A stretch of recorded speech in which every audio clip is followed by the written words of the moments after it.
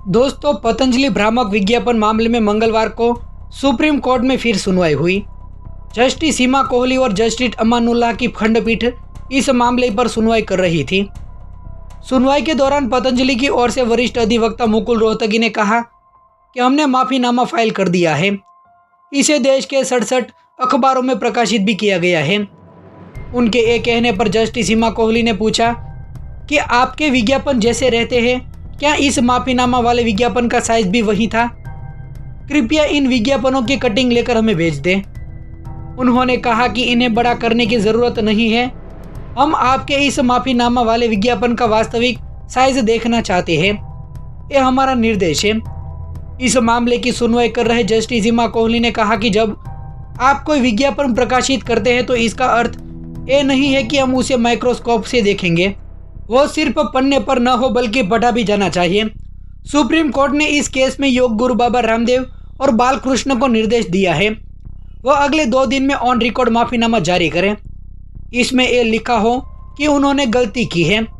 अब इस मामले की सुनवाई 30 अप्रैल को होगी। लॉ से जुड़ी खबर की वेबसाइट बार एंड बेंच की रिपोर्ट के मुताबिक सुप्रीम कोर्ट ने मंगलवार को भ्रामक विज्ञापन प्रसारित और प्रकाशित करने के लिए पतंजलि आयुर्वेद के खिलाफ ड्रग्स और कॉस्मेटिक नियम 1945 को लागू करने में विफलता पर केंद्र सरकार से सवाल भी किया है। जस्टिस सीमा कोहली और जस्टिस अमानुल्लाह की खंडपीठ ने मंगलवार को कहा कि केंद्र सरकार के आयुष मंत्रालय ने 2023 में सभी राज्य सरकारों को एकमात्र पत्र भेजकर औषधि और प्रसाधन सामग्री नियम 1945 के नियम 170 के तहत कोई कार्यवाही नहीं करने को कहा था। उस पत्र में केंद्र सरकार ने यह भी संकेत दिया था कि वह उस नियम को वापस लेने पर विचार कर रही है जो भ्रामक विज्ञापनों के खिलाफ कार्यवाही से संबंधित है। जस्टिस अमानुल्लाह ने पूछा कि जब आप सत्ता में हो तो क्या आप कानून के प्रयोग पर रोक लगा सकते हैं? उन्होंने कहा कि एक टीवी समाचार सेगमेंट है जहां एंकर पढ़ रहा है कि अदालत में क्या हुआ और विज्ञापन उसके साथ चल रहा है, क्या यही स्थिति है? वहीं जस्टिस कोहली ने कहा कि ऐसा लगता है कि अधिकारी राजस्व देखने में बहुत ही व्यस्त हैं। सुप्रीम कोर्ट ने कहा है कि केंद्र सरकार 2023 के इस पत्र और नियम 170 की प्रस्तावित वापसी के बारे में स्पष्टीकरण दे। कोर्ट ने अपने आदेश में कहा है कि भारत सरकार ड्रग्स कंट्रोलर अथॉरिटी और राज्यों में भेजे 29 अगस्त के उस पत्र पर स्पष्टीकरण दे जिसमें नियम 170 को हटा दिया गया है। जस्टिस अमानुल्लाह ने केंद्र सरकार के वकील से पूछा कि आखिर यह पत्र कैसे जारी किया गया था। इसका जवाब केंद्र सरकार को भी देना पड़ेगा।